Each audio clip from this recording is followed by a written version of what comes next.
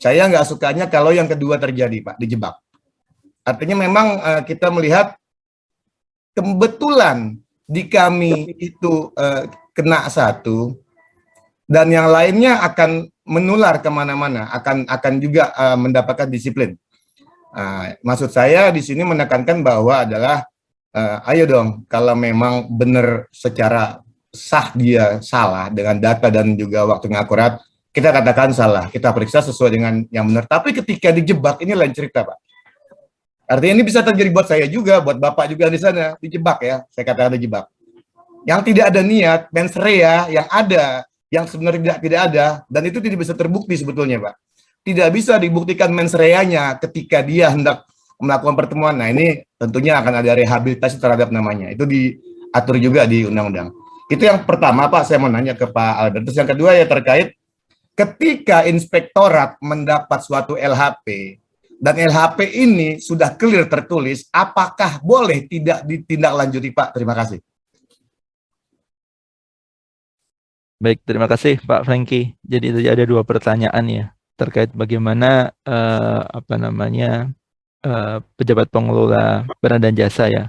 Ada dua hal, ketika dia memang melakukan tertangkap tangan ya. Yang kedua, ketika dia dijebak. Yang pertanyaan poinnya adalah ketika dia dijebak seperti apa mekanisme. Kemudian yang nomor dua terkait dengan laporan hasil pemeriksaan Inspektorat Jenderal gitu ya Pak Franky ya. Ketika itu sudah sah, apakah apakah LHP-nya Itjen, tapi Itjen tidak menindaklanjuti bagaimana, apakah boleh apa enggak? Oh ya, baik. Demikian Pak Albert. Nomor dua ini nanti saya akan tanya lagi ya, maksudnya itu seperti apa. Tetapi saya coba jawab dulu yang pertama. Jadi kalau pemahaman saya, sepengetahuan saya, memang dijebak atau tidak terjebak atau tertangkap tangan, ini memang harus ada pembuktiannya bahwa memang ini dijebak atau tidak. Tetapi yang paling penting memang unsur tindak pidananya itu dilakukan tidak gitu. Jadi kalau seandainya, kalau menurut saya ya, seandainya memang yang bersangkutan dia menerima sesuatu yang memang dilarang atau katakanlah itu gratifikasi atau itu uang sogok atau uang apapun namanya, kalau memang itu terjadi dia menerima, itu pidananya sudah terjadi Pak. Perkara nanti dia lakukan itu karena dijebak, karena tertangkap tangan, itu nanti akan dilakukan pembuktian tersendiri, apakah itu sebagai pengurang hukuman tindak pidananya atau tidak, yaitu satu hal yang berbeda kalau menurut saya. Mens rea itu memang akan dibuktikan pada saat penuntut akan menggali sebetulnya motif daripada kenapa saya menerima itu, kan begitu. Jadi kalau misalnya memang dijebak ternyata yang bersangkutan itu menerima dan dengan sah menerima begitu, ya kalau menurut saya kejadian pidananya itu terjadi, tinggal bagaimana penanganan masalah soal dijebak atau tertangkap tangan itu, mereka menganggapnya bagaimana si penuntut itu ya. Kecuali kalau memang tidak ada unsur pidananya kan begitu. Nah itu berarti bukan delik pidana, artinya masalah lain lah gitu ya. Itu kalau menurut pemahaman saya nih Pak Franky ya, kita bisa diskusi. Nah terkait dengan kedua tadi Bapak menyampaikan LHP Itjen sudah clear ya. Ini yang tidak menindaklanjutinya itu siapa ini? Apakah Satkernya atau Itjennya, maksudnya gimana Pak? Itjennya Pak, maksudnya LHP itu kan bertingkat dari bawah sampai ke atas, mulai dari keterangan sampai saksi. Ketika sudah di Itjen kan seharusnya ditindaklanjuti. Apakah boleh nggak ditindaklanjuti oleh Itjen gitu Pak? Laporan hasil audit dari Itjen Pak? Atau betul, seperti itu Pak. Ya, kalau tata kelola pengawasan itu kan begini Pak, pengawasan misalnya audit, katakanlah audit investigasi lah, karena saya di Inspektorat Investigasi. Jadi kalau pemeriksaan itu harus melalui tahapan tertentu ya, pada prinsipnya audit itu harus sesuai dengan standar audit yang ditetapkan. Nah, output daripada pengawasan audit itu adalah laporan hasil pengawasan. Nah, unsur-unsur di dalam laporan hasil pengawasan itu salah satunya adalah rekomendasi yang dituangkan di dalam laporan hasil pengawasan yang harus ditindaklanjuti kepada auditinya Pak, kepada institusi atau orang tertentu kalau investigasi untuk ditindaklanjuti. Nah, biasanya tindak lanjut itu ada mekanisme penyelesaiannya yang dikelola oleh APTLAP itu Pak tidak lebih misalnya dari 60 hari ya, 60 hari Bapak atau unit kerja untuk menindaklanjuti. Nah, yang menindaklanjuti bukan izin Pak, itu harus satkernya berdasarkan rekomendasi yang diberikan dari hasil pemeriksaan. Nah, apabila memang sudah melebihi masa yang telah ditetapkan, biasanya kita ada yang namanya monitoring tindak lanjut Pak, itu namanya monitoring tindak lanjut. Jadi nanti kita tanyakan, ini rekomendasi ini apakah Anda telah tindak lanjut atau tidak, atau belum. Kalau sudah, mana bukti-buktinya. Nah, kalau belum, kita ingatkan kembali. Nah, itu mekanisme itu demikian Pak. Mungkin Pak Franky pertanyaannya ya. Oke. Makasih Pak Franky. Saya kembalikan ke Pak Khalid. Baik, terima kasih Pak Albert. Terima kasih Pak Franky atas partisipasinya. Untuk kedua, mohon host bisa menginput. Selamat siang Pak Eko Rahman Setiawan. Mudah-mudahan sehat selalu. Ini Pak Eko nih. Alhamdulillah. Master Eko. Langsung saja Master Eko. Dipersilahkan. Baik, terima kasih yang terhormat Pak Albert dan yang saya hormati juga Pak Khalid, Bapak Ibu sekalian, Bu Irjen. Mohon izin saya memperkenalkan diri. Saya baru beberapa lama bergabung di SPI, jadi mohon penguatan dukungan dari Pak Albert dan Pak Khalid maupun dari Bu Irjen dan teman-teman di Irjen untuk penguatan kapasitas. Tadi setiap kali saya mendengar Bu Irjen menyampaikan pesan itu selalu memotivasi ya bagi kita semua untuk selalu berjuang dalam upaya pemberantasan korupsi. Ada satu hal yang membuat kami galau Pak di Poltekkes khususnya ya. Tadi terkait dengan paparan Pak Albert mengenai persepsi penyalahgunaan anggaran. Di antaranya kalau kami di Poltekkes ini ada potensi tersebut itu salah satu contohnya seperti ini Pak. Jadi di Poltekkes itu di masing-masing program studi itu ada namanya Asosiasi Institusi Pendidikan atau disingkat AIP ya. Nah, asosiasi tersebut biasanya mewajibkan setiap prodi itu untuk membayar sejumlah iuran ya. Istilahnya iuran wajib bagi para anggotanya. Nah, masalahnya di sini adalah untuk pengalokasian anggarannya itu tidak diperbolehkan ya di RKKL ya, tidak diperbolehkan saat review izin maupun tidak disetujui oleh Ditjenaker sebagai eselon satunya. Nah, potensi tersebut ada jika misalnya tekanan tersebut membuat Poltekkes itu harus mengupayakan bisa membayar, tetapi dengan mohon maaf harus tidak muncul di RKKL seperti itu. Nah, itu potensinya bisa seperti itu. Jadi karena salah satu penyebab korupsi kan diantaranya tekanan. Nah, saya khawatirnya ini bisa menjadi potensi penyalahgunaan anggaran akibat tekanan.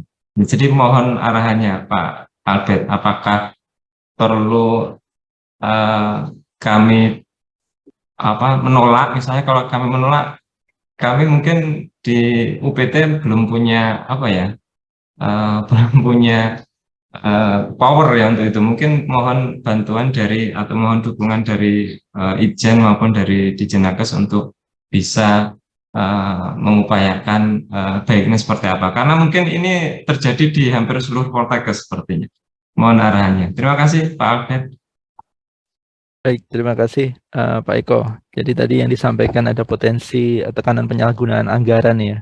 Satunya dengan asosiasi. Nih, kalau bicara korupsi itu salah satunya akibat tekanan. Ya. Baik Pak Albert, dipersilakan. Pak Eko ya. Jadi sekarang udah di SPI Pak Eko ya? Baru 2 minggu. Oke, selamat. SPI itu adalah layer kedua dari izin Pak. Jadi kita sedang akan melakukan MONEF ya, MONEF bagaimana efektivitas SPI dan SKI dalam tugas pokok fungsinya.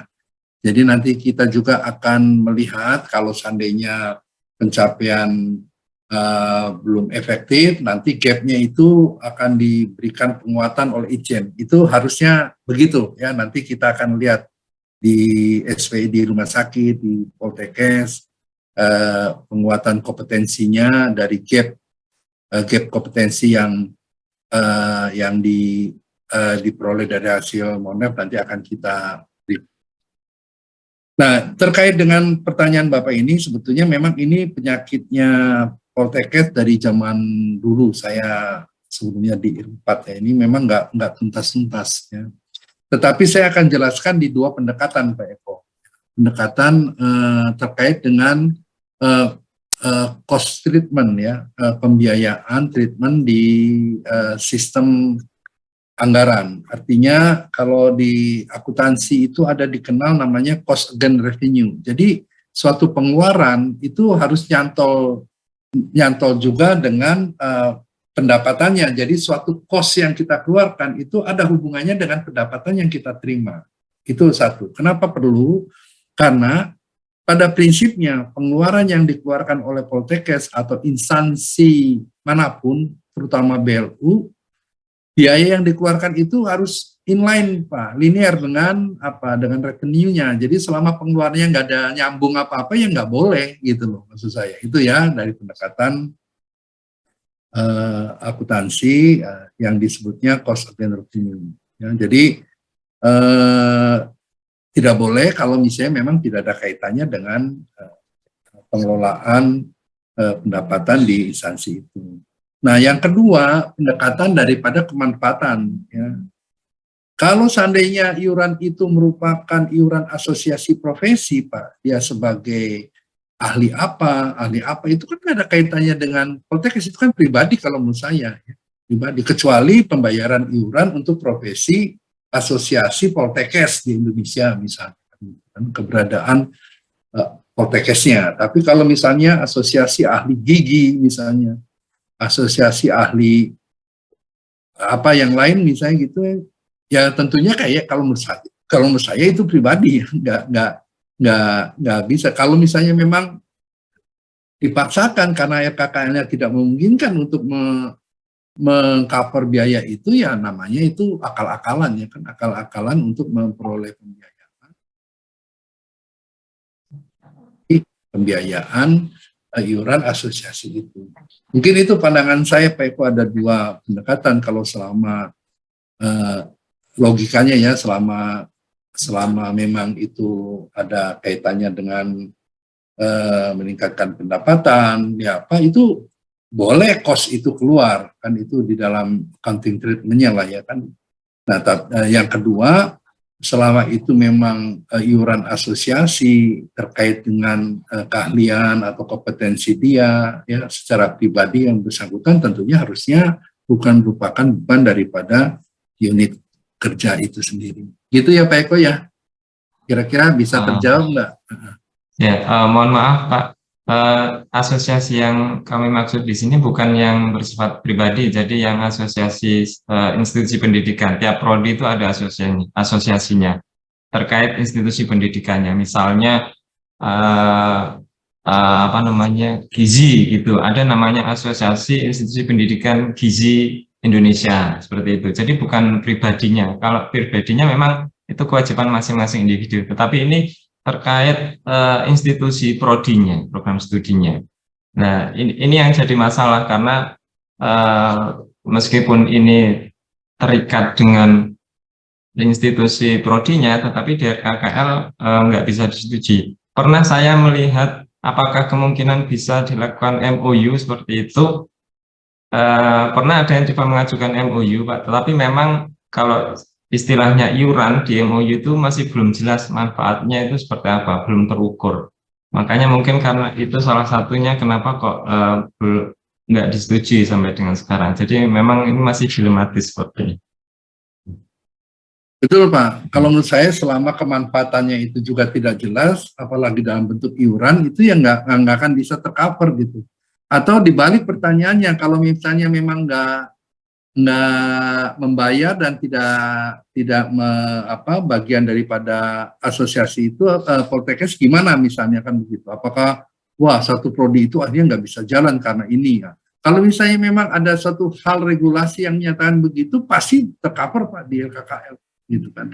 Tapi kalau misalnya memang itu di-create hanya untuk, ya maaf ya, hanya asosiasi ini, hanya ekor-ekornya itu iuran, begitu kan, manfaatnya yang diperoleh juga apa, impact atau dampak pengelolaan apa direktorat gizinya ini juga tidak ada, misalnya ya sulit kan menyambungkan kepada pembiayaannya gitu. Memang ini perlu ada pengkajian Pak. Ya, kita sudah masuk juga, itu sudah ada di meja saya dari Pak Khalid. Ya, Ya, terima kasih Pak Albert. Ya nanti Pak kita Khalid, terima kasih. kita kaji ya. Yuk, Baik. terima kasih. Terima kasih Terima Pak kasih, Ibu Rahman. Baik, urutan selanjutnya Pak Sardi, Kepala SPI Rumah Sakit Fatmawati. Waktu dan layar dipersilahkan. Baik, selamat pagi Pak Tadi Alfred. orang izin ini. Selamat. Saya Sardi Pak dari SPI Fatmawati.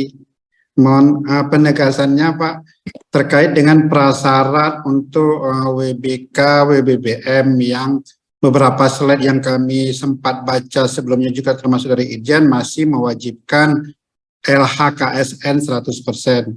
Nah, dengan keluarnya SE Menpan nomor 2 tahun 2003 yang cukup dengan SPT, apakah prasyarat ini berlaku mulai sekarang atau seperti apa? Karena ini perlu kesamaan pandang nanti antara tim penilai, baik tim penilai internal maupun nanti dari penjaminan kualitas dari Irjen, supaya tidak meminta nanti hal yang sama dan itu sebagai prasyarat. Itu saja Pak, terima kasih.